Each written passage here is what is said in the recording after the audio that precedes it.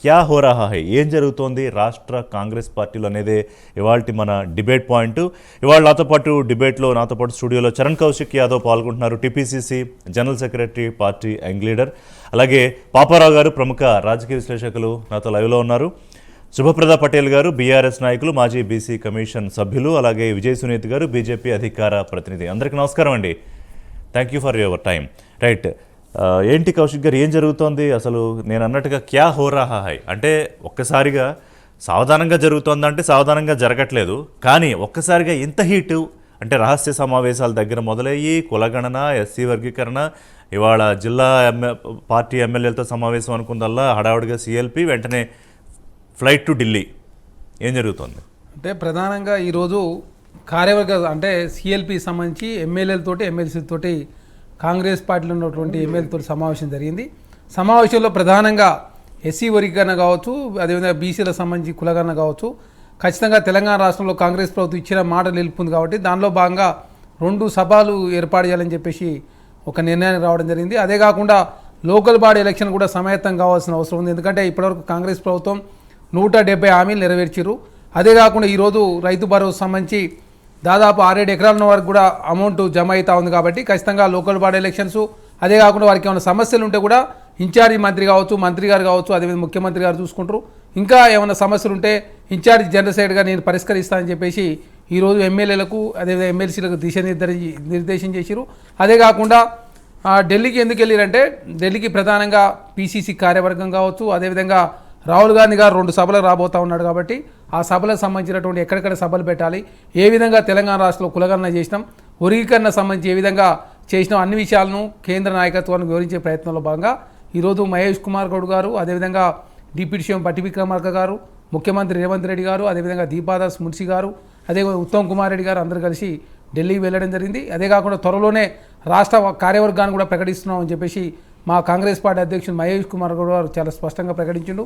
అదే కాకుండా కాంగ్రెస్ ప్రభుత్వం అది ప్రతిష్టాత్మకంగా తీసుకొని కులగణన చేస్తూ ఉంటే ప్రతిపక్షాలు రాజకీయం చేసే ప్రయత్నం చేస్తా ఉంటారు. దాని గురించి మాట్లాడే ముందు మీరు పాలిష్డ్గా దిశానిర్దేశం అని చెప్పారు, కానీ అంత సాఫ్ట్గా లేకపోతే అంత ప్రశాంతంగా లేదు వాతావరణం అనేది చాలా స్పష్టంగా కనిపిస్తోంది. ముఖ్యమంత్రి సీరియస్ అయిన మాట వాస్తవం కదా ఈ రహస్య సమావేశాల మీద. ఇవాళ పీసీసీ చీఫ్ మాత్రం డిన్నర్ సమావేశాలు జరిగితే తప్పే ఉంది అని, కానీ సమావేశం వెనకాల కొంతమంది మంత్రుల మీద ఉన్న అసంతృప్తులు, పనులు జరగట్లేదని కొంత నిరాశలు, నిస్పృహలు, బుజ్జగింపులు ఇవన్నీ జరగట్లేదా? అంటే ప్రధానంగా ఇప్పుడు ఫైనాన్స్ మినిస్టర్ గారు పవర్ పాయింట్ ప్రెజెంటేషన్ చేయడం జరిగింది. అదే కాకుండా ఎమ్మెల్యేలకు ఏమైనా సమస్యలు ఉంటే ఇన్ఛార్జి మంత్రి ఉంటాడు. అదే కాకుండా జిల్లా మంత్రులు, ఎమ్మెల్యేలు, ఎంపీలు అంతా కూడా సమన్వయం చేసుకొని ముందుకు పోవాలి. అదే కాకుండా దానికి సంబంధించి అనిరుద్ధ్ రెడ్డి గారు కూడా చాలా స్పష్టంగా మీడియా సమావేశంలో మాట్లాడాడు. మేము ఒట్టిడే కూర్చొని నలుగురం కలిసి డిన్నర్కు హోటల్ పోతే దాన్ని కూడా రాజకీయం చేసే ప్రయత్నం చేస్తాం, దయచేసి ఇప్పటితో దాన్ని ఫుల్ స్టాప్ పెట్టాలని చెప్పేసి కూడా అనిరుద్ధ్ రెడ్డి గారు మాట్లాడారు. అదే కాకుండా ప్రధానంగా కులగణన సంబంధించి ఎస్సీ వర్గీకరణ కావచ్చు, అదేవిధంగా బీసీలకు సంబంధించి రిజర్వేషన్ పెంచే ప్రయత్నంలో మన పార్టీలో ఉన్నటువంటి తీర్మానం మాట్లాడిన దాని మీద కూడా ఆల్రెడీ షోకాజ్ నోటీస్ ఇచ్చారు. 12వ తారీఖు లోపు వారు సమాధానం చెప్పాలని చెప్పేసి షోకాజ్ నోటీస్ ఇచ్చారు. కానీ మీ అయ్యే జాగీర్ అని అడిగాడు ఆయన మళ్ళీ షోకాజ్ మీద. ఇప్పుడు ఏం మాట్లాడలేదు, ఇప్పుడు ఇచ్చారు షోకాజ్ నోటీస్. షోకాజ్ నోటీస్ ఇప్పుడు డెలివరీ అయింది. షోకాజ్ ఇస్తామని చెప్పాక ఆయన బీసీల అస్త్రం తీసుకుని అగ్రకులాల నాయకుల మీద మరి యుద్ధం చేస్తున్నాడు. అంటే దీపాదాస్ మున్సి గారు కూడా చాలా స్పష్టంగా చెప్పింది ఈరోజు షోకాజ్కు సమాధానం ఏమిస్తాడో చూసిన తర్వాత ఖచ్చితంగా పార్టీ పరంగా చర్యలు తీసుకుంటాం. ఎవరైనా కూడా ఇప్పుడు లైన్ దాటితే ఎవరికైనా కూడా ఇదే వర్తిస్తుందని చెప్పేసి దీపాదాస్ మున్సి గారు చాలా స్పష్టంగా ప్రకటించారు. అదే కాకుండా కాంగ్రెస్ ప్రభుత్వం ప్రతిష్టాత్మకంగా తీసుకున్నటువంటి ఏదైతే కులగణన ఉందో, ఎస్సీ వర్గీకరణ, దీని మీద ప్రధానంగా ప్రజల్లోకి తీసుకుపోయే ప్రయత్నాలు బాగా ఎమ్మెల్యేల మీద బాధ్యత పెట్టి దానిలో బాగా 2 సభలు నిర్వహించబోతోంది కాంగ్రెస్ ప్రభుత్వం. రైట్, పాపారావు గారు, అంటే కాంగ్రెస్ పార్టీలో మనం చూడందేం కాదు, ఎప్పుడు కూడా పార్టీలో బయట నుంచి వచ్చే బాణాల కన్నా కూడా లోపలే కత్తిపోట్లు ఎక్కువగానే ఉంటాయి. కాంగ్రెస్ పార్టీ మనం ఎన్నో ఏళ్ళుగా చూస్తున్నాం. బట్ ఇవాళ రేవంత్ ప్రభుత్వం ఓ పక్క నడిపిస్తున్న తీరు, పార్టీని సమన్వయం చేసుకోవడానికి చేస్తున్న ప్రయత్నం ఎలా ఉందని మీరు భావిస్తున్నారు? వరుసగా ఈ డెవలప్మెంట్స్ మీద మీ అనాలిసిస్ ఏంటి? అంటే ఇంతకు ముందు పరిస్థితి అదే ఏంటంటే లోపల కూడా లుకలుకలు ఉండేవి, ఈసారి కూడా లుకలుకలు ఉన్నాయి. కానీ ఇంతకు ముందు ఏంటంటే పార్టీ బాగా పనిచేస్తున్నప్పుడు కూడా పార్టీలో లుకలుకలు ఉండేవి. అంటే ఫర్ ఎగ్జాంపుల్ రాజశేఖర రెడ్డి గారు ఉన్నప్పుడు పీజీఆర్ కొంత ఆయనకి వ్యతిరేకంగా ఉండేవాళ్ళని, ఇట్లాంటివన్నీ ఆ రోజుల్లో. అదే రాజశేఖర రెడ్డి గారి పనితీరుని ఎవరు సందేహించడానికి లేదు, ఆయన మంచి చీఫ్ మినిస్టర్. అయితే ఈ రోజు జరుగుతున్న పరిణామాలు వేరు. ఆ రోజు ప్రభుత్వం బాగా పనిచేస్తున్నా లోపల ఉండే ఎవరి గోల ఎవరి కుప్పటి వాళ్ళకు ఉండేది. అవును. ఈ రోజు నిన్న మొన్నటి దాకా కూడా పార్టీలో చాలా సైలెన్స్ ఉంది. ఎప్పుడైతే మీరు గమనించారో లేదో ఆ సర్వే వాళ్ళు సర్వే పెట్టుకున్నారో ప్రజల్లో మన పరిస్థితి ఏంటని కాంగ్రెస్ పార్టీ సొంత సర్వే పెట్టుకుని దాని రిజల్ట్ వచ్చిన తర్వాత మనకి ఎక్కువ తేడాలు కనపడుతున్నాయి. అంతకుముందు చిన్న చిన్న వాళ్ళు వీళ్ళు కోమటిరెడ్డి రాజగోపాల్ రెడ్డి మాట్లాడుతున్నారు కానీ ఒక రకంగా సెల్ఫ్ గోలేనా కాంగ్రెస్ పార్టీది? అది సెల్ఫ్ గోలే ఖచ్చితంగా. ఎందుకంటే అది వచ్చిన తర్వాత ఇంకా అసలు మరి ఆబ్వియస్ గా అంటే ఇక పార్టీకి భవిష్యత్తు లేదనేది పార్టీ కంటే ఇప్పుడు ఈసారి ఖచ్చితంగా దెబ్బతింటది అనేది లోపల. పైగా కొంత మామూలు సాధారణ ఎమ్మెల్యేలకు మీట్ అవుట్ అవుతున్నటువంటి ట్రీట్మెంట్ మంత్రులకు ఒకలాగా ఉన్నది, వాళ్ళ పరిస్థితి ఒకలాగా ఉంది, వీళ్ళదో ఒకలాగా ఉంది. సరే ఇప్పటికిప్పుడు పబ్బం గడవటలా రేపు పొద్దున గెలుస్తామని నమ్మకం లేకపోయిన తర్వాత వాళ్ళు విడిగా కుంపటి పెట్టుకుని లేకపోతే ఏదైనా మాట్లాడుకునే పరిస్థితి ఉంది. అట్లాంటి వాతావరణం గతంలో లేదు. గతంలో కాంగ్రెస్ పార్టీ కంటే ఈసారి కాంగ్రెస్ పార్టీలో పరిస్థితి భిన్నంగా ఉంది. రేవంత్ రెడ్డి గారు సీఎం అయిన తర్వాత కాంగ్రెస్ పార్టీలో రేవంత్ రెడ్డి గారు ఏది మాట్లాడితే దాన్ని సమర్థించకపోతే సైలెంట్ గా ఉన్నారు తప్పితే వ్యతిరేకించి గొడవ చేసి చాలా తక్కువ సందర్భాలు. అంటే కోమటిరెడ్డి రాజగోపాల్ రెడ్డి గారు గ్రూప్స్ ఉన్నాయి కానీ సౌండ్ రావట్లేదు. ఇప్పుడే సౌండ్ రావట్లేదు. ఎందుకంటే ఎవరికి దక్కాల్సింది వాళ్ళకి దక్కుతుందా లేకపోతే ఏంటి కదా అనేది అక్కడ ప్రశ్న. లేకపోతే ఏమన్నా అది మామూలుగా లేకపోతే హైకమాండ్ చెప్పినంత మాత్రం ఆగే స్వభావం ఉన్న వాళ్ళు కాదు వాళ్ళు. అది సరే ఏదేమైనా ఏంటంటే ఇక్కడ సరే ఇప్పుడు ఇవాళ కులగణన విషయంకి వస్తే తీర్మానం చేయాలి కదా అసెంబ్లీలో. కానీ కేబినెట్ నిర్ణయం తీసుకుని దాన్ని తీర్మానంగా చేసి కేంద్ర ప్రభుత్వానికి పంపేది. తీర్మానం చేయకుండానే ఉన్నారు. ఇప్పుడు దాకా తీర్మానం చేయలేదు. 42% నెంబర్ కూడా వేసినట్లేరు కేంద్ర ప్రభుత్వానికి పంపుతున్న దానిలో. ఆ నెంబర్ వేయలా. మరి ఎందుకు? ఇది సామెత ఉంది కదా, ఇచ్చిత్రమ్మ వైనం పుచ్చుకున్నమ్మ వైనం అని చెప్పి చేసాం కొలగణనని పేరుకి. అంటే ఇచ్చాము పుచ్చుకున్నామనే ఒక చిన్న నాటకం నడుస్తుంది తప్పితే అసలు పని బీసీలకు రిజర్వేషన్ కల్పించడం. ఎవరి కోసం నాటకం? అంటే చిత్తశుద్ధి లేని కార్యక్రమాలు దేనికి? అంటే ఇప్పుడు రేవంత్ రెడ్డి గారు అంటే నేను కులాల వ్యతిరేకంగా కులాలకు విమర్శ కాదు. రేవంత్ రెడ్డి గారు మరీ ఆబ్వియస్ గా మెడలో ఎముకలు వేసుకుని తిరుగుతున్నారు కాబట్టి ఆయన గురించి మాట్లాడాల్సి వస్తుంది. రెడ్డి కులం లేకుండా ఎక్కడ ఎవరు నాయకులు ఉంటారని ఇట్లాంటి మాటలన్నీ మాట్లాడారు కదా మీటింగ్ లో. ఆయన మరీ ఆబ్వియస్ గా అంటే ఎప్పుడు స్టీఫెన్సన్ తో ఆ క్యాష్ ఓట్ ఫర్ క్యాష్ లో కూడా దానిలో కూడా మాటలు ఉన్నాయి. రెడ్డి కులం గురించి ఆయన మా కులంలో నన్ను చీఫ్ మినిస్టర్ గా చేయాలని జానారెడ్డి నాకు సహకరిస్తున్నారు ఇట్లాంటి చాలా మాట్లాడారు.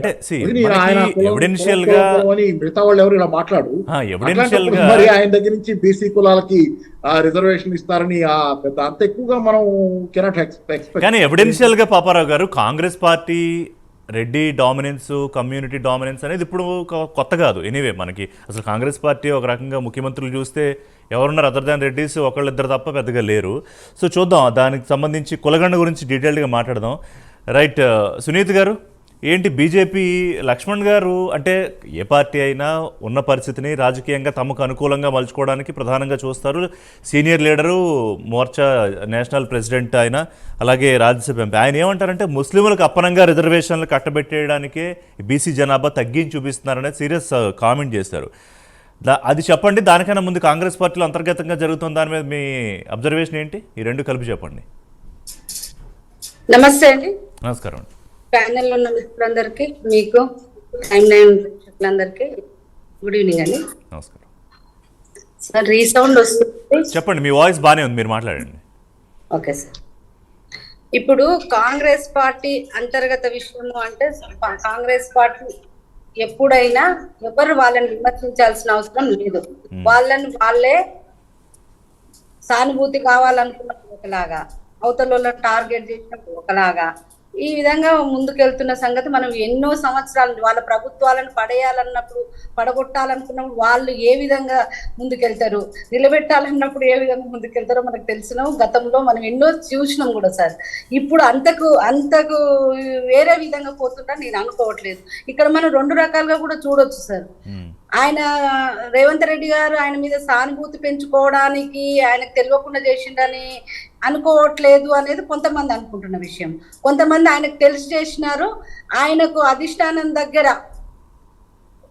అపాయింట్మెంట్ దొరకట్లేదు, అని అనేది ఆయన ఇదేదో నిరుత్సాహంగా కొత్త విషయం ఉన్నాడు. చెప్పారు కాబట్టి కాదు ఎమ్మెల్యేలలో రేవంత్ రెడ్డికి అధిష్టానం దగ్గర అపాయింట్మెంట్ దొరకకపోవడానికి కారణాలు నాకు కనిపించట్లేదు. ఎప్పుడంటే అప్పుడు ఆయన ఢిల్లీ అదే వెళ్తున్నారు, సార్, కలుస్తున్నారు. ఇప్పుడు కేబినెట్ ఎక్స్పెన్షన్ చేయడం కానీ కొన్ని విషయాలలో ఈయన పట్టించుకోకపోవడం కానీ ఇవన్నీ జరుగుతూ ఉన్నాయి. కాబట్టి ఎమ్మెల్యేలలో ఒక ఉత్సాహంగా లేరు, వాళ్ళు వ్యతిరేకంగా ఉన్నారు అని చెప్పి ఒక విధమైన ఎక్స్ప్రెషన్ ఇప్పిస్తే కూడా అది ఈయనకు ప్లస్ అవుతుంది. లేదంటే వ్యతిరేకంగా ఉన్నారు అన్నప్పుడు ఈయనకు సానుభూతి వస్తుంది, ఇంత చేస్తున్నానని ఏదో బిల్డప్ ఇవ్వడానికి. ఇంకొకటి సార్, ఇప్పుడు బీసీ రిజర్వేషన్ల గురించి లక్ష్మణ్ గారు మాట్లాడిండ్రు అని చెప్పిండ్రు. కరెక్టే సార్, ఇక్కడ బీసీ రిజర్వేషన్ల గురించి జనగణన గురించి వీళ్ళు చెప్పింది ఏంది, ఇక్కడ జరుగుతుంది ఏంది. మీరు ఇది మనకు 3 రోజుల నుంచి జరుగుతున్న చర్చనే సార్. మనకు ఏదైతే ఈ బీసీ గణన జరిగినప్పటి నుంచి ఇది కరెక్ట్ గా జరగట్లేదు, అందరి ఇళ్లకు వెళ్ళట్లేదు అని చెప్పి మనము కంప్లైంట్ చేస్తున్నాం. స్వయంగా ముఖ్యమంత్రి గారే సహకరించట్లేరు అందరూ అని చెప్పేసి ఆయన మాట్లాడిన సందర్భం చూసినాము.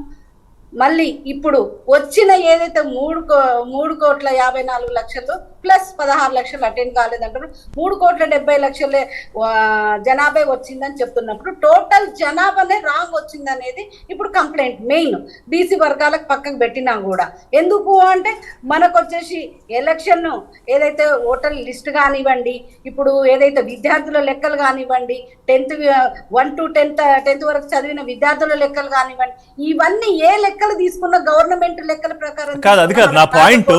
ఇక్కడ ముస్లిం యాంగిల్ ఎందుకు తీసుకొచ్చారు మీరు అంటే ముస్లింలకు అప్పనంగా రిజర్వేషన్లు కట్టబెట్టడానికి బీసీ జనాభాలో కోత అనేది లక్ష్మణ్ గారు చేసిన కామెంట్. అంటే ముస్లింలో 90% మందిని బీసీల్లో చేర్చేసి ఈ హిందూలో ఉన్న బీసీలని ముస్లింలో ఉన్న బీసీలని ఒకటే అని చూపించడం అనే దాన్ని అబ్జెక్ట్ చేస్తున్నారు. వీళ్ళు ఇస్తానన్నది 42% ఇచ్చారు. గతంలో ఏం జరిగిందో మనం చూసినాం సార్. మొన్న ఎలక్షన్లలో సీట్లు ఇచ్చినప్పుడు దాదాపు 22 సీట్లు ఇచ్చారు సార్. 22 సీట్లలో 6 సీట్లు ముస్లిం మైనారిటీలకే బీసీ కోటా కింద ఇచ్చినట్టు లెక్క చెప్తున్నారు. వాళ్ళు పార్లమెంట్ కి ఇద్దరు అని చెప్పారు, ఎక్కడ ఇచ్చిన పరిస్థితి లేదు.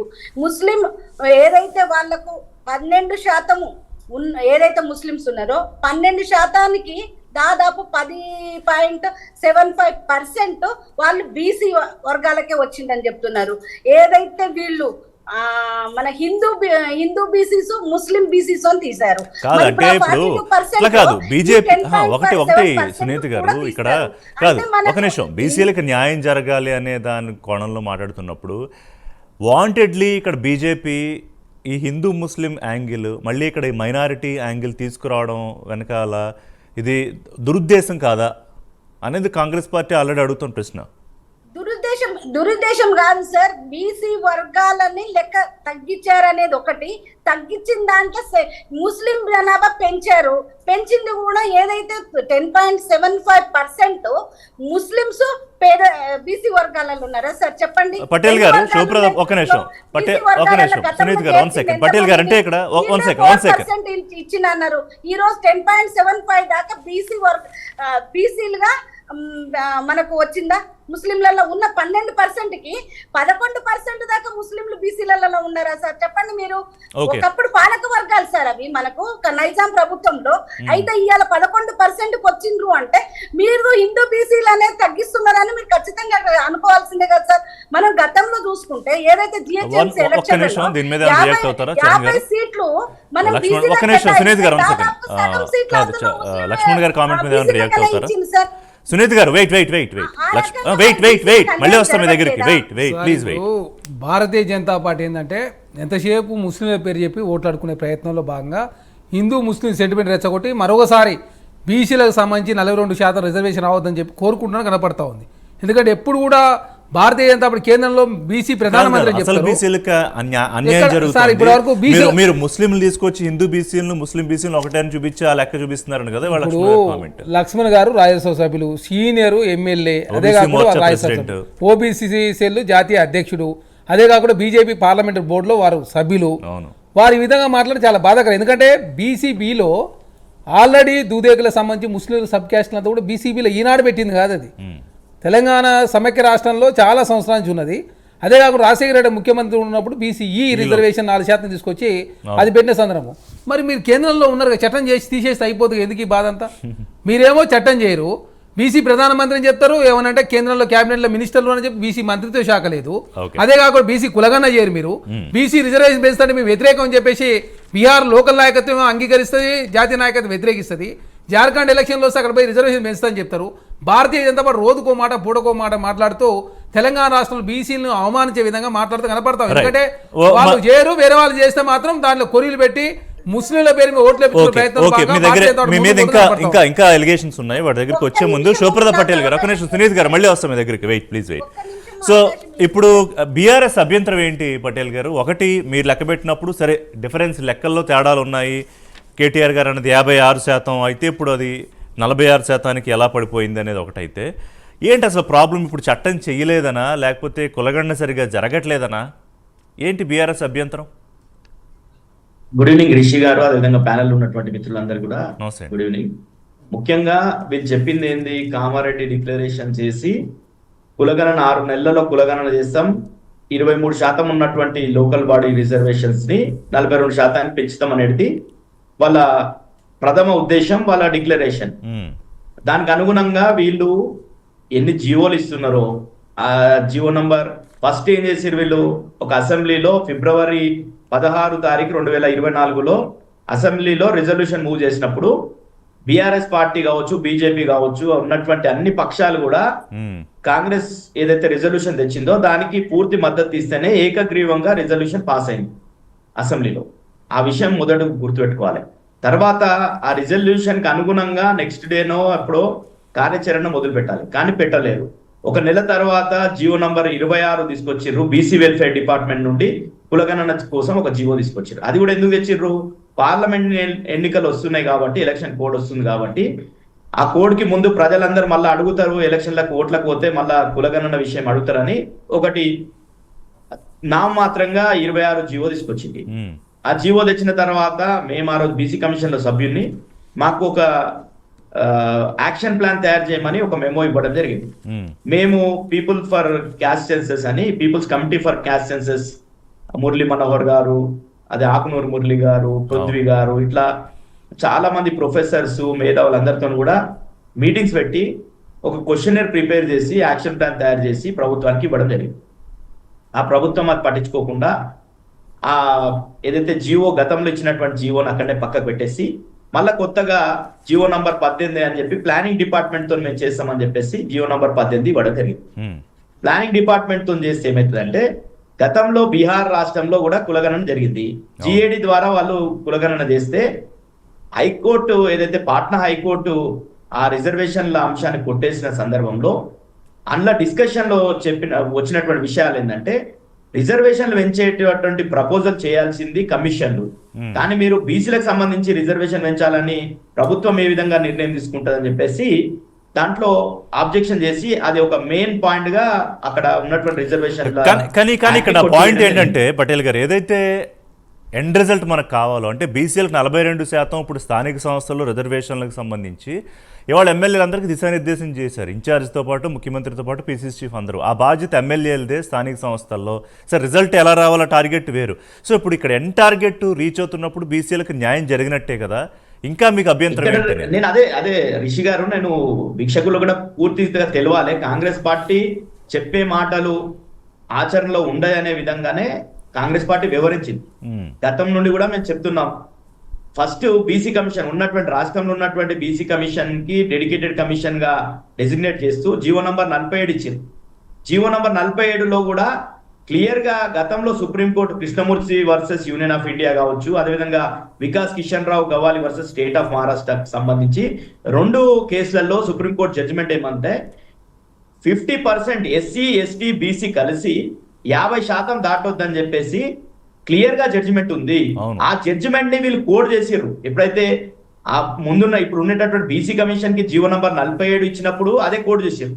అదే విధంగా ఇప్పుడు డెడికేటెడ్ కమిషన్ భూసాని వెంకటేశ్వర్లు గారికి ఇచ్చినటువంటి జీవో నంబర్ 49 లో కూడా ఆ జడ్జిమెంట్ ని కోడ్ చేసిర్రు. అంటే వీళ్ళ ఉద్దేశంలో ఎప్పుడు కూడా 42% బీసీలకు ఇవ్వాలని లేదు. వాళ్ళు ఇచ్చినటువంటి జీవోలనే ఈ రోజు భూసాని వెంకటేశ్వర్ గారు ఇంకా రిపోర్ట్ ఇవ్వలేదు. ఆ రిపోర్ట్ లో కూడా 42% ఇస్తాడనేది లేదు. ఎందుకంటే ఆయనకి ఇచ్చినటువంటి రెఫరెన్స్ లోనే, గవర్నమెంట్ ఇచ్చిన అపాయింట్మెంట్ జీవోలోనే స్పష్టంగా ఈ జడ్జిమెంట్ ని ఫాలో అయితే Okay. నివేదిక ఇవ్వమని చెప్పారు. ఆ Right. జడ్జిమెంట్ ఏం నాకు అర్థమైంది, మీ చెప్తుంది? పాయింట్ నాకు అర్థమైంది. చరణ్ గారు మీరు చెప్పండి, పాపారావు గారి దగ్గరికి వెళ్ళి. నాది ఒక నిమిషం, పటేల్ గారు, కాదు సుదీర్ఘంగా అయిపోతుంది. ఒక్క నిమిషం, మీ పాయింట్ నాకు అర్థమైంది, క్యారీ అయింది. ఎస్ సార్, చరణ్ ఇప్పుడు గారు. ఒక కుటుంబం చేసిన సర్వే మాత్రం కరెక్ట్. సమగ్ర కుటుంబ సర్వే ఒక కుటుంబం కోసం ఒక రోజు చేసిన సర్వే మాత్రం కరెక్టు. కాంగ్రెస్ ప్రభుత్వం 50 రోజుల పాటు 1,00,000 మంది ఎమ్మెల్యేటర్లు, అదే కాకుండా అదేవిధంగా ఇక్కడ డేటా ఎంట్రీకి 30 రోజులు టైం పట్టింది. దాదాపు 160 కోట్ల రూపాయలు రాష్ట్ర ప్రభుత్వం ఖర్చు పెట్టింది. అది మాత్రం తప్పెట్లయితే సార్? ఇప్పటికు బీసీలకు సంబంధించి డేటా లేదు. 34% రిజర్వేషన్, 23% కుదించి 11% లోకల్ వాళ్ళే నష్టం చేసిందే బీఆర్ఎస్ పార్టీ. అదే కాకుండా ఇక్కడ సమగ్ర కుటుంబ సర్వేలో కేసీఆర్ గారు నమోదు చేసుకోలే, కేటీఆర్ గారు నమోదు చేసుకోలే, హరీష్ రావు గారు నమోదు చేసుకోలే. భారతీయ జనతా పార్టీ నుంచి డీకే అన్న గారు కూడా వివరాలు ఇవ్వని సందర్భం.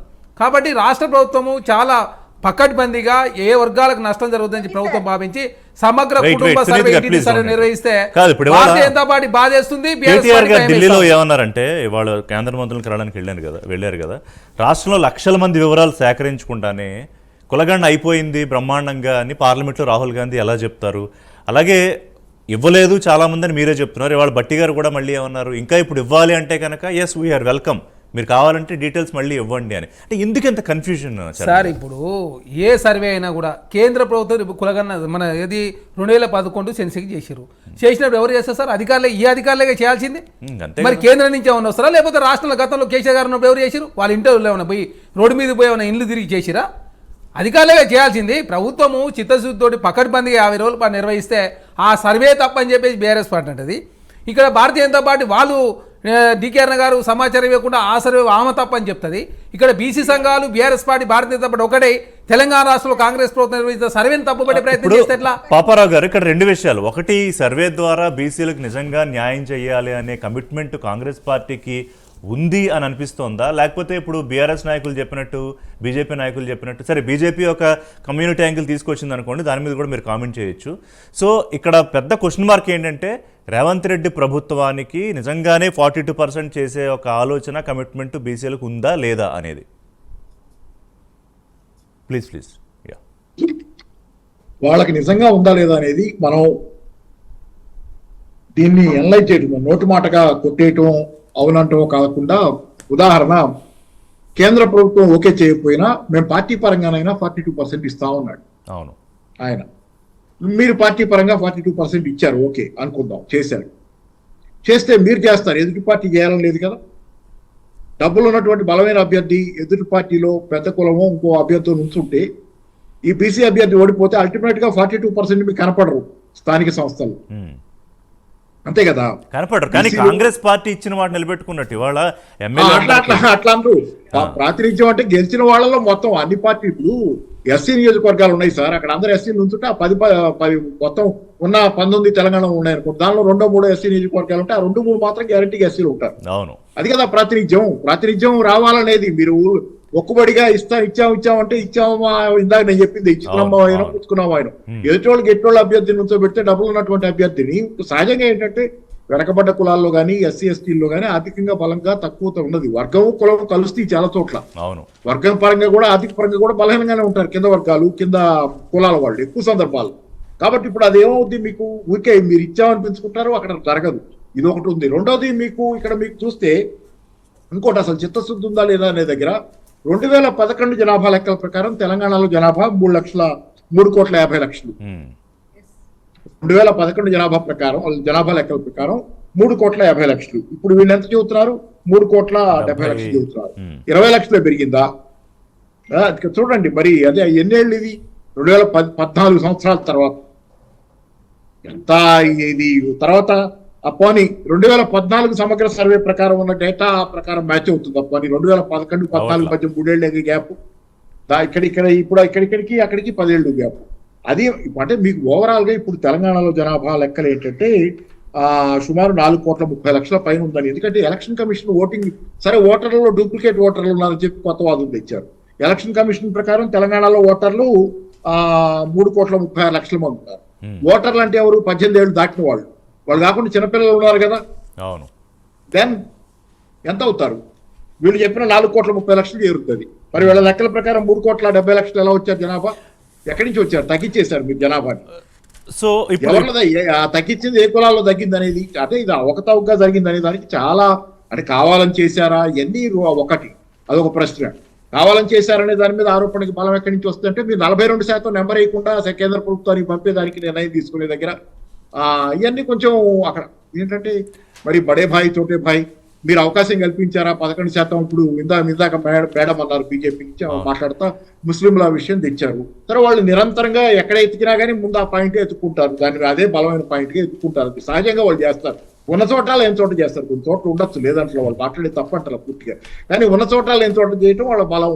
సరే దానిలో కూడా ఇప్పుడు 11 అదేమన్నా అందించాడు ఆయన అస్త్రం వీళ్ళకి, అది కూడా మరి అది కూడా కలిస్తే కావాలని అందించిన అస్త్రం బడే భాయ్ చోటా భాయ్ అని కుదాల మీద చేతులు వేసుకున్న తర్వాత ఏం చేస్తున్నారు ఏంటంటే చాలా ఉన్నాయి దీనిలో. కాబట్టి ఏంటంటే దీనిలో చిత్తశుద్ధి లేదనేది అవుతుంది. కాంగ్రెస్ పార్టీలోనే ఇప్పుడు డిసెంటింగ్ వాయిస్ ఉంది కదా, బీసీ సంఘాలన్నీ కలిసి కాగితాలను చించేస్తున్నాయి కదా, సర్వే కాగితాలని.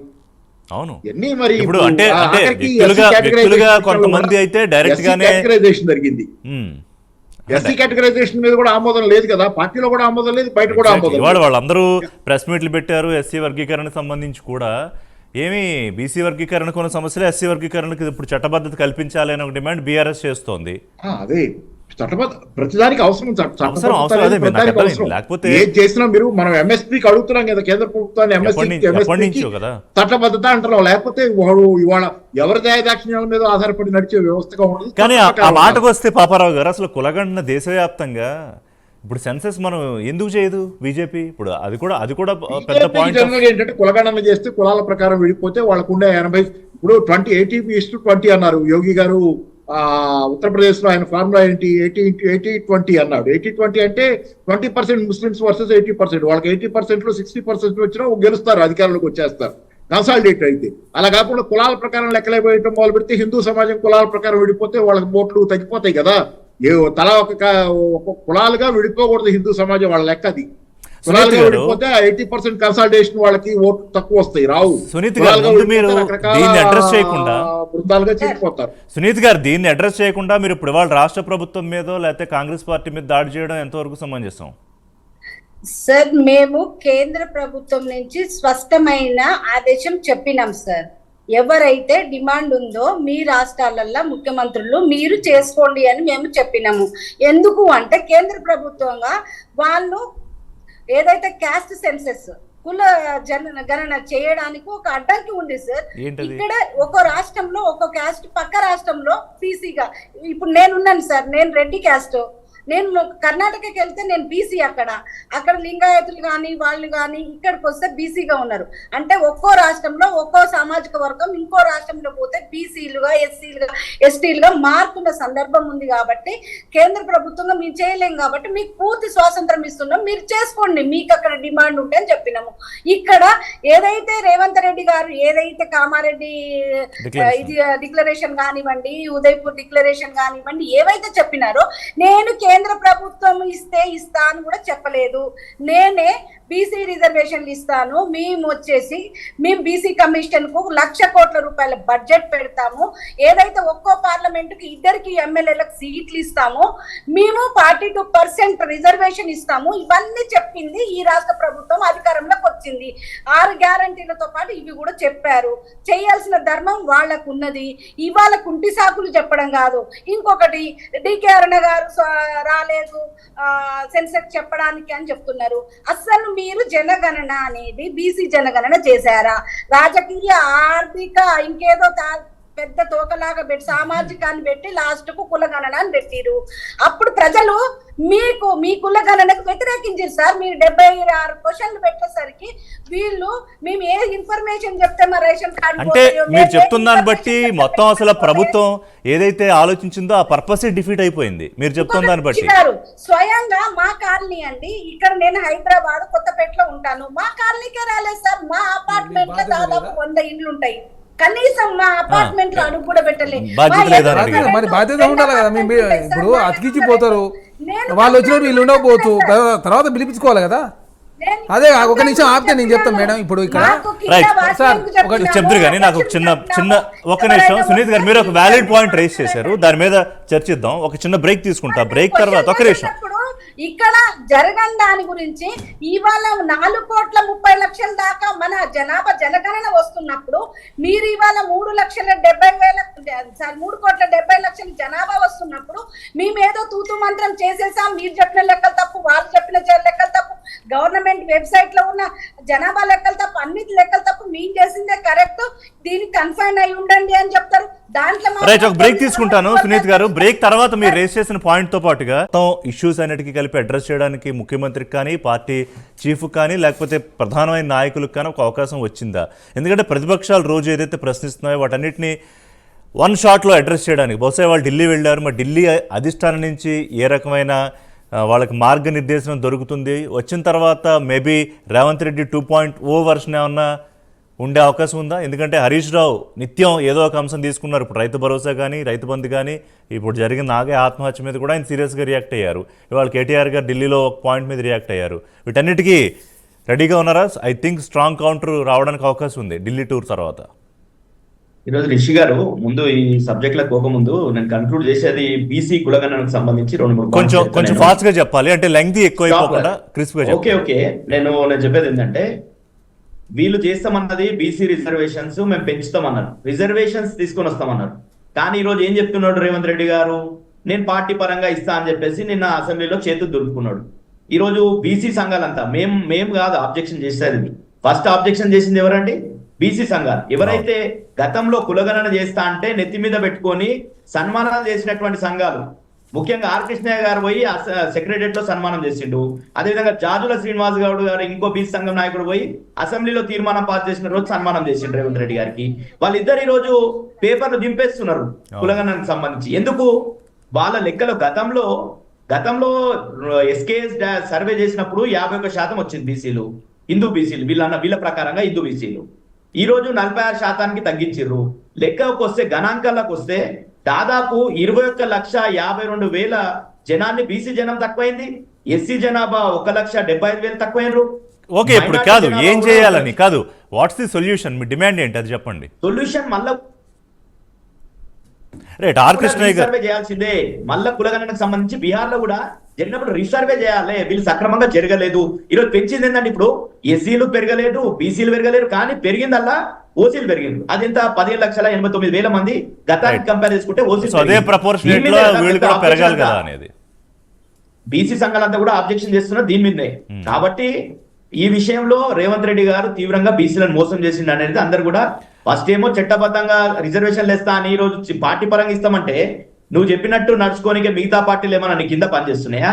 ఈ రోజు చెప్పడం అనేది నువ్వు చట్టబద్ధంగా రిజర్వేషన్ తీసుకురావాలి. ప్రతి ఒక్క పార్టీ కూడా కంపల్షన్. ఒక్క నిమిషం, ఇదే పాయింట్ మీద కాంగ్రెస్ పార్టీ రియాక్షన్ తీసుకున్నాక ఇందాక క్వశ్చన్కి వస్తా. దీన్ని కన్క్లూడ్ చేయండి. ఎందుకంటే ఆర్ కృష్ణయ్య బీసీ సంఘ జాతీయ నాయకుడు, ఆయన కూడా స్థానిక సంస్థల్లో 42 రిజర్వేషన్లు శాతానికి సంబంధించి ప్రకటించకుండా పార్టీ పరంగా టికెట్లు ఇచ్చేస్తామని చెప్పడం మోసం అని చెప్పారు. సరే, ఇదంటే ప్రతిపక్షాలు అనుకోండి. కృష్ణ గారికి ఏం చెప్తారు? ఏ పార్టీలు ఉండు? ఆయన న్యూట్రల్ కూడా భారతీయ జనతా పార్టీ నాయకుడు.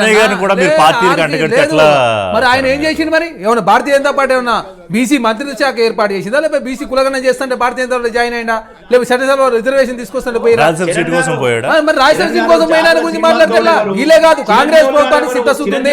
దయచేసి ఆగండి. మధ్యలో మీరు రాకరి మేము మాట్లాడతాం. ఇంకోటి ఇంకా చెప్తుంది బీఆర్ఎస్ పార్టీ, మీరు మైనార్టీలో 12% రిజర్వేషన్ ఇస్తామని చెప్పింది మీరే కదా, ఎందుకు వెళ్ళే? మరి లేదు, ఎస్టీలో 12% రిజర్వేషన్ ఎందుకు వెళ్ళే? మీరు ఎస్సీలకు 15% నుంచి 17%, 2% పెరిగింది కదా. అదే కాకుండా దయచేసి ఆగండి, మీరు మాట్లాడాలి. అదే కాకుండా తెలంగాణ నుంచి చాలా మంది ఇప్పుడు విదేశాల పోయి చదువుకుంటా ఉన్నారు. పక్క రాష్ట్రాలు బాంబే కావచ్చు, ఢిల్లీ కావచ్చు, చాలా మంది విదేశాల్లో ఉన్నారు, విదేశీ పక్క రాష్ట్రాల్లో ఉన్నారు. ఒక లాజికల్ పాయింట్, ఇప్పుడు ఓసీలు పెరిగిన అదే ప్రపోర్షనేట్ గా బీసీలు పెరగకుండా బీసీలే కదా. ఓసీలు అంటే ఎవరు అనుకుంటారు? వీళ్ళు ఏమన్నా రెడ్లు ఒకటే అనుకుంటారు. రెడ్లు, జైన్స్, మార్వాడీస్, గుజరాతీ లేదన్నా లేదు, మీరు చెప్పాలి గుర్తు. రెడ్లు, వైశ్యాసు, గుజరాతీసు, కాపులు, రాజస్థాన్లు, గుజరాతీసులు ఒట్టిన అనుకుంటారా? వీళ్ళు ఏమన్నా అంటే రెడ్డిస్ ఒకటే ఉన్నారు తెలంగాణ అంటే. రెడ్డిస్ ఒకటే ఉన్నారా? కమ్మాస్ ఉన్నారు, వెల్మాస్ ఉన్నారు, బ్రాహ్మిన్స్ ఉన్నారు, మీరు ఏమో రాజ్పుతులు ఉన్నారు, లేకపోతే ముస్లింలలో మళ్ళీ ఓసీలు ఉన్నారు. ఈ బీఆర్ఎస్ పార్టీ అంటే అన్ని అబద్ధాలు ప్రచారం చేసే ప్రయత్నం. మీరు బీసీ బీసీ నిండా ముంచులు మాట్లాడితే ఎట్లా? బీసీలో నిండా ముంచురు మీరు. మీ పార్టీ మాట్లాడే నైతిక అర్హత లేదు. సార్, ఈ సర్వే మీరు చెప్తే ఎందుకు చేస్తాం? మేము పక్కన బంది సర్వే నిర్వహించినాం. మాకు దమ్ము కాబట్టి బయట పెట్టాం, మీకు దమ్ము లేదు బయట పెట్టలే. మీరు మీరు మాట్లాడితే ఎట్లా? ఎందుకు పెట్టలే? ఒక కుటుంబం కోసం సర్వే మీరు చేసిరు మీరు NCR మీరు బీసీలు నిండా ముంచి 34% నుంచి 23 తక్కువ చేసిరు మీరు. చెప్పనివ్వండి. మీకు నైతికత లేదు. బీఆర్ఎస్ పార్టీ భారతీయ జనతా పార్టీ బీసీల గురించి మాట్లాడితే నవ్వుకుంటారు. ఏం మాట్లాడతారు? మీ వల్లనే జగన్ బీసీలకు గారు, నష్టం జరిగింది. కాంగ్రెస్ ప్రభుత్వం జగన్ చిత్తశుద్ధి గారు, కాబట్టి one second, one నేను second. కులగణన నిర్వహించిన చరణ్ గారు, one second. నెహ్రూ కాలం నుంచి మాట్లాడాల్సి వస్తుంది. ఏంటో మీరు మాట్లాడేది? మీరు మాట్లాడేది ఏం రాదు మరి. చెప్పండి. ఫస్ట్ జనగణనలో కులగణన చేయొద్దని నిర్ణయం తీసుకుంది నెహ్రూ గారు 1952లో. ఫస్ట్ చేసింది నెహ్రూ గారు. తర్వాత మండల్ కమిషన్ సిఫారసు ని అమలు చేయకుండా కోల్డ్ స్టోరేజ్ పెట్టినటువంటి కాంగ్రెస్ పార్టీ. ఈ మాట్లాడితే నవ్వుకుంటారు. ఏం మాట్లాడతారు? 34% 23% కుదించి మీరు మాట్లాడితే ఎట్లా? మీరు మాట్లాడితే ఎట్లయితే వినాలి కదా. వినాలి కదా. బీసీలు నిండా ముంచింది వాళ్ళే, ఎస్టీలో రిజర్వేషన్ పెంచింది వాళ్ళే, మైనార్టీలో పెంచింది వాళ్ళే. అదే కాకుండా ఆలయగారు అవమానించి పంపించింది మీరే ఆచార్య కొండల సంబాబుని, అదే కాకుండా జయశంకర్ సార్ని. అదే మీరు అందరిని అవమానించి మీరు మాట్లాడితే ఎట్లా? చరణ్ గారు వాళ్ళని కూడా వాళ్ళకి మాట్లాడారు. అవకాశం ఇచ్చే బీసీల నిండా ముంచిన పార్టీ సరే, అదే చెప్తారు కదా. నిధులు ఇవ్వకుండా వాళ్ళ పార్టీలో అవమానించి బయటకు పంపారు. విజయశాంతి అవమాని మీరు మాట్లాడితే నాకు అర్థం కాకూడదా? మీ పార్టీకి అధ్యక్షుడు చేయండి, దమ్ముంటే మీకు. మీ పార్టీకి అధ్యక్షుడు చేయండి. వర్కింగ్ చేస్తారా, బీఆర్ఎల్పీ చేస్తారా? చేయండి. భారతీయ జనతా పార్టీ ముఖ్యమంత్రి బీసీ చేస్తా చెప్పి బీఎల్పీ రెడ్డి మహేష్ రెడ్డి చేశారు. మీరు మాట్లాడితే ఎట్లా? సరే ఆ డిమాండ్ కాదు, ఆ డిమాండ్ తో అసలు విషయాన్ని పక్కన పట్టించలేం. ఒకటే చెప్తున్నాం, ఆర్ కృష్ణయ్య కాదు, ఇంకెవరు కాదు, కాంగ్రెస్ పకడ్బందీగా చేసింది కాబట్టి తెలంగాణ సమాజం. పటేల్ గారు, సురేష్ గారు, పటేల్ గారు, భారతదేశానికి స్వాతంత్రం వచ్చిన తర్వాత మెజార్టీ కాలం దేశాన్ని రాష్ట్రాన్ని పాలించిన పార్టీ కాంగ్రెస్ పార్టీ. ఓకే, కులగణన ఎందుకు చేయలేదండి? 1931 లో లాస్ట్ టైం జరిగింది. జరిగిన తర్వాత స్వాతంత్ర ఉద్యమం క్రమంలో జరగలేదు. స్వాతంత్రం వచ్చిన తర్వాత కాంగ్రెస్ పార్టీ అధికారం వచ్చిన తర్వాత సెన్సస్ డిపార్ట్మెంట్ వాళ్ళు నోట్ ఫైల్ పెడితే నెహ్రూ గారు బీసీ కులగణన రిజెక్ట్ చేసి కాదు 2011 నుంచి ఆ తర్వాత నుంచి చేయడానికి అవకాశం ఉన్నా చేయట్లేదు. బీజేపీని మీరు అడగట్లేదు. ఎప్పుడో కాంగ్రెస్ పార్టీ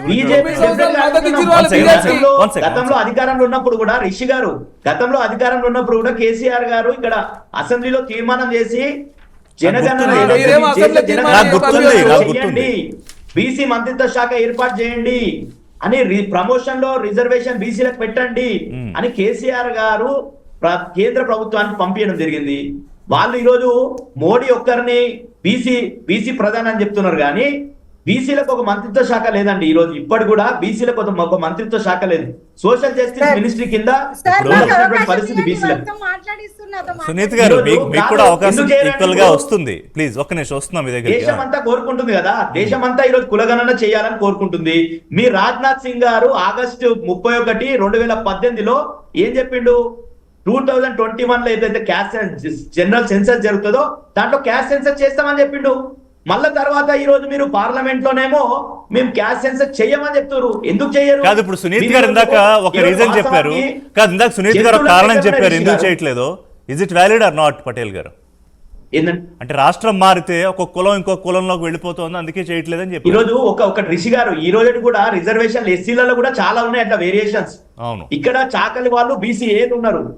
మీకు పక్క నార్థన్ స్టేట్స్ కి అక్కడ పోతే అక్కడ ఎస్సీలుగా ఉన్నారు, వాళ్ళకి ఎస్సీ రిజర్వేషన్ వస్తలేదా?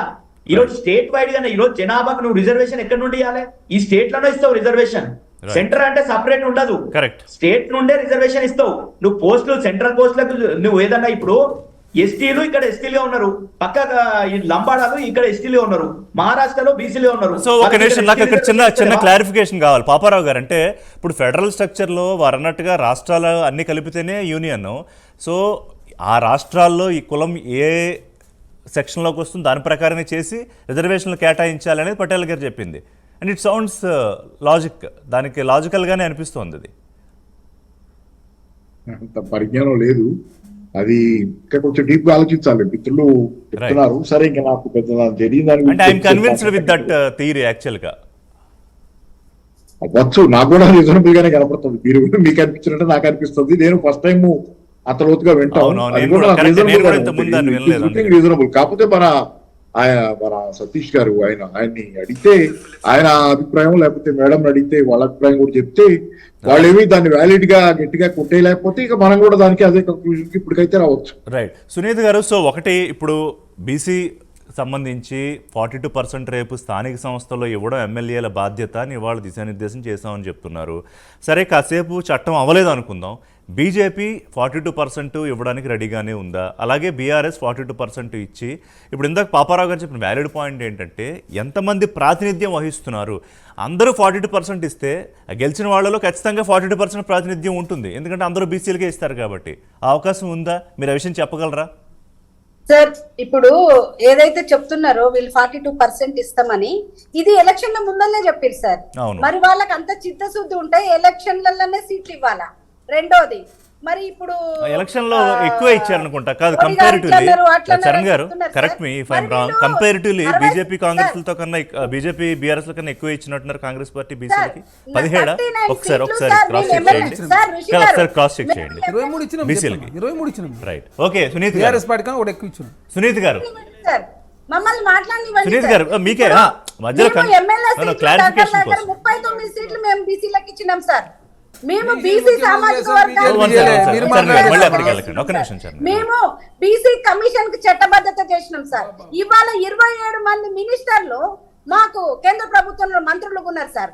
ఏదైతే వాగ్దానం చేసి రాజ్యాంగం పట్టుకొని 90% రిజర్వేషన్ ఇవ్వాలి, 90% బీసీలు ఉన్నారని చెప్తున్నారు కదా.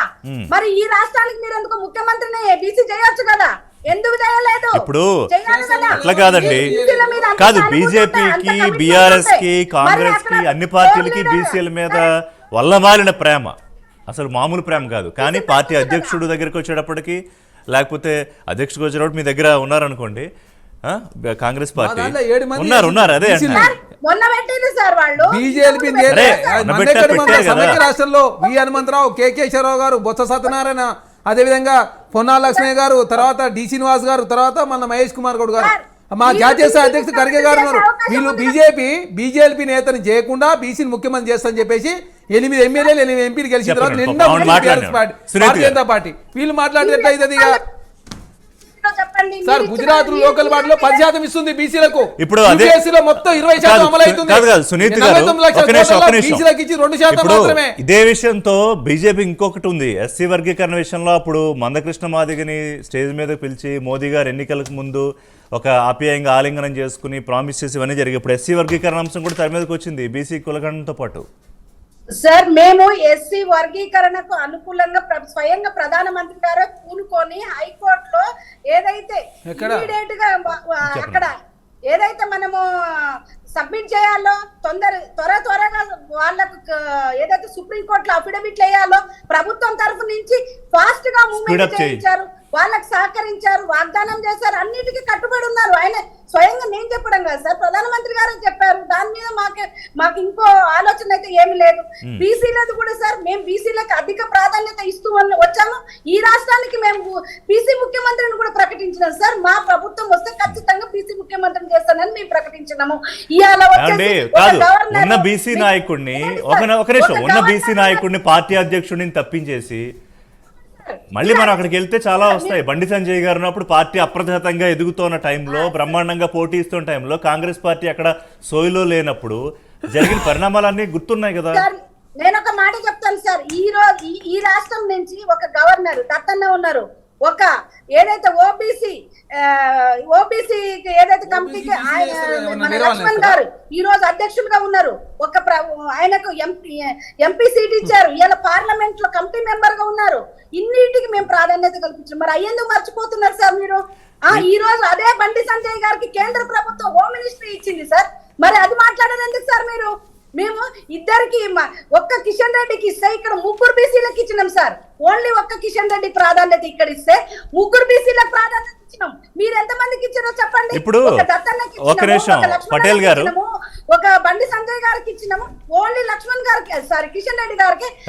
పటేల్ గారు, ఇప్పుడు ఈ రేసులో నేను రేస్ అనే పదమే వాడుతున్నాను ఇంటెన్షనల్ గా.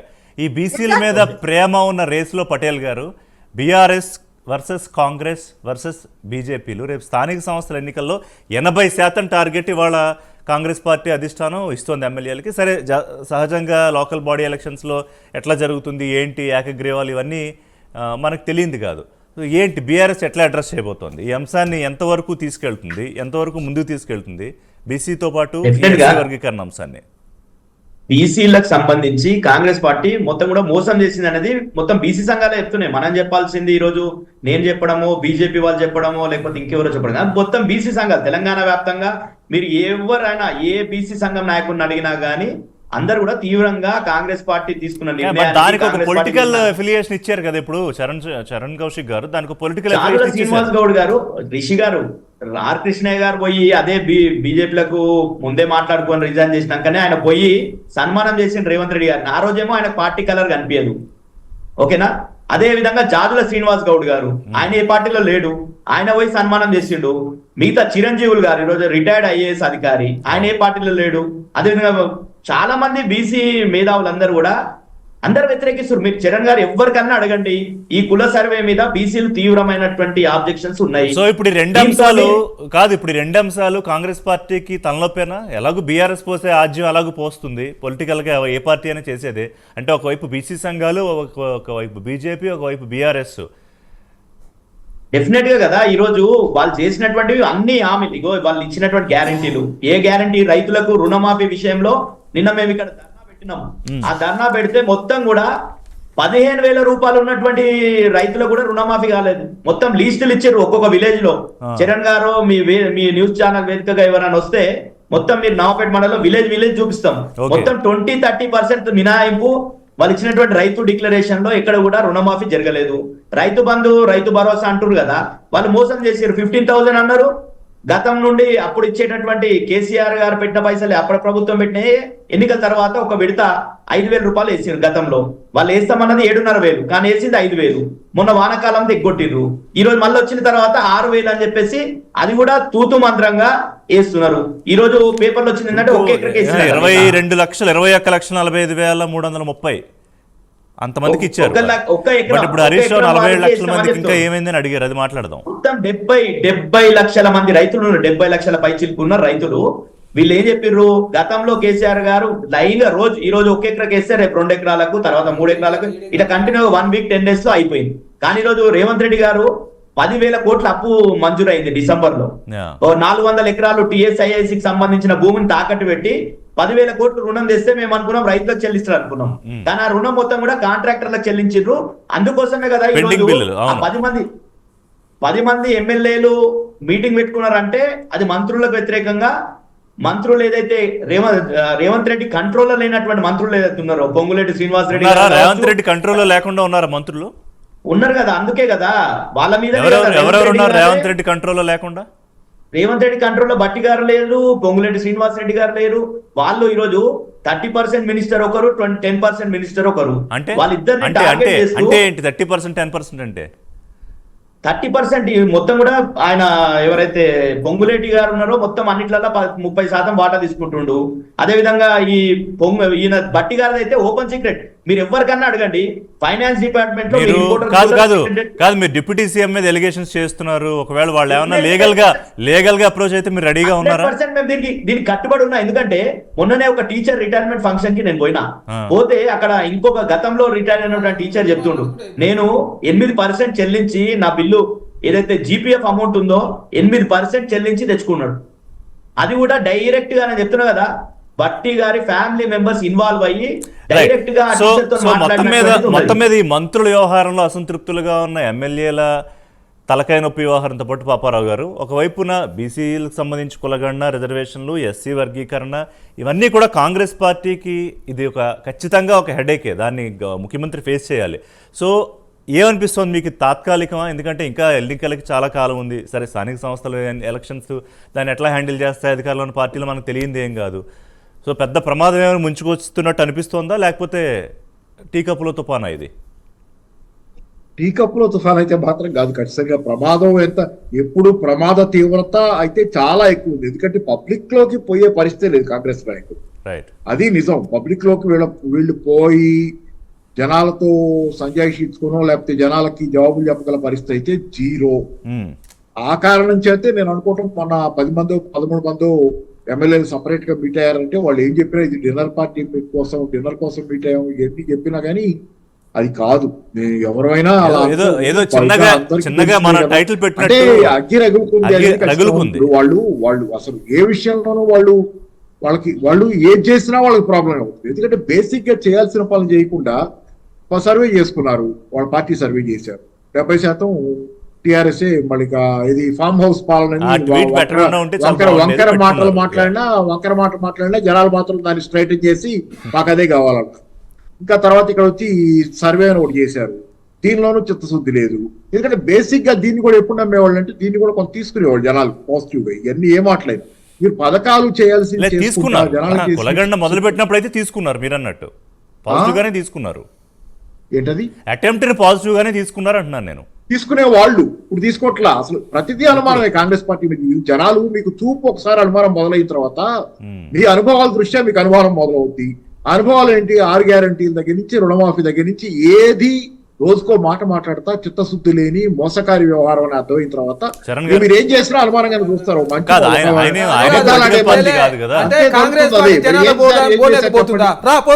మీరు వస్తారు రండి, మరి ఏం మాట్లాడుతున్నారు?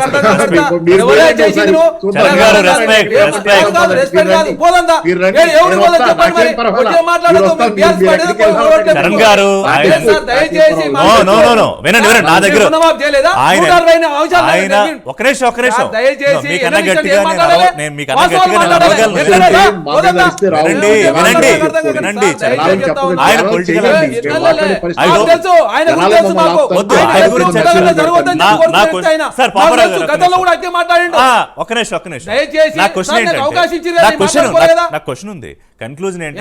ఎట్లా మాట్లాడతారు? వాస్తవాలు మాట్లాడాలి అంటే కాంగ్రెస్ వాళ్ళు ఎట్లా మాట్లాడారో కూడా మీరే చెప్తారు. వాళ్ళు ఎట్లా మాట్లాడాలో మీరే చెప్తారు. 170 అంశాలు నెరవేర్చినాం, నేను చర్చ చేస్తాను, అడిగిన వస్తారు రండి, చర్చ చేద్దాం రా. 170 అంశాలు నెరవేర్చినాం, కేసీఆర్ ఏం చేసిండో మీరేం చేయాలి, రండి చర్చ చేద్దాం. సరే ఒక వెహికల్ పెట్టండి, నేను మీరు పాపారావు గారు ముగ్గురు పోదాం.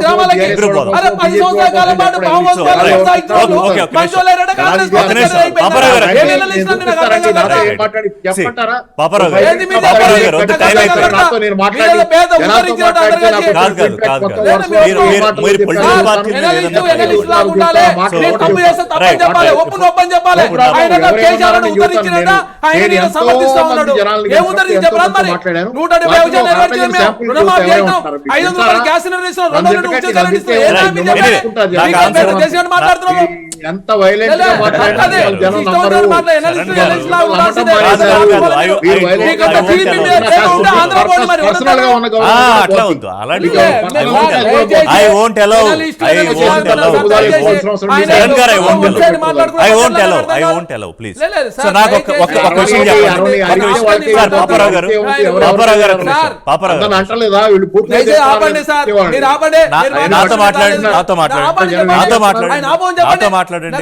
నాతో మాట్లాడండి, మాట్లాడతా. మేము ప్రజలు సమాధానం చెప్తా రెడీ ఉన్నాం. కాదు ఇక్కడ ఏంటంటే మంత్రులు మంత్రులు రేవంత్ రెడ్డి కంట్రోల్ లేరా? ఏమండి వాళ్ళు చూసిరా? పటేల్ నాకు అర్థం కాదు. అంటే బడగాల్సి మీద వేస్తారు కాంగ్రెస్ ప్రభుత్వం మీద. అది మా ప్రజాప్రభుత్వం 170 హామీలు నెరవేర్చారు. మేము చర్చకు వస్తాం, రమ్మని ఎన్నలిస్తూ నేను చర్చకు వస్తా. పటేల్ గారు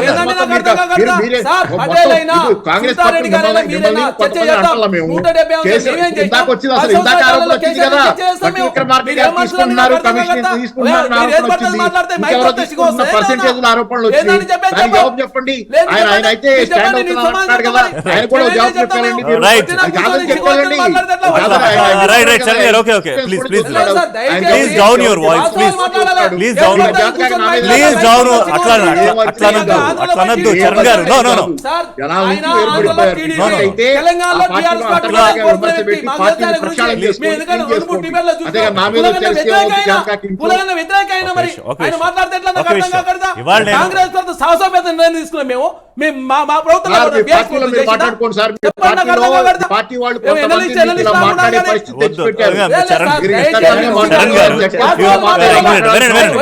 వినండి, అందుకే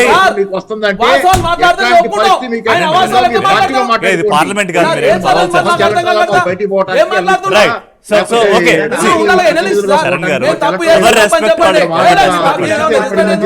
ఆయన మాట తప్ప మాట్లాడితే మీరు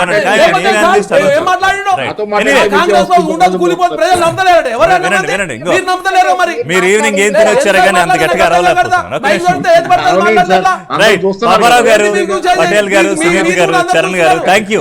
సో కాదు ఒక్క నిమిషం, అందరికీ సార్ దయచేసి ఏది పడుతుంది మాట్లాడి మేము ఒప్పుకోం సార్. గొంతు మీ ఏదది? వినట్లేదు గొంతు లే, గొంతు వాళ్ళు రావట్లేదు పెద్దవారు, వయసులో గొంతు పెద్ద ఆయన, రావట్లేదు. నాకు అర్థం కాకర్త Right. ఏందని Thank you, చరణ్ గారు. వాస్తవాలు సో మాట్లాడాలి. ఈ కులగణన విషయంలో కాంగ్రెస్ పార్టీ ఎలా ముందుకెళ్తుంది, ఎస్సీ వర్గీకరణ ఎలా హ్యాండిల్ చేస్తుంది, ఇవన్నీ రాబోయే రోజుల్లో మనకు తెలుస్తాయి. మళ్ళీ దీని మీద చర్చించుకుందాం.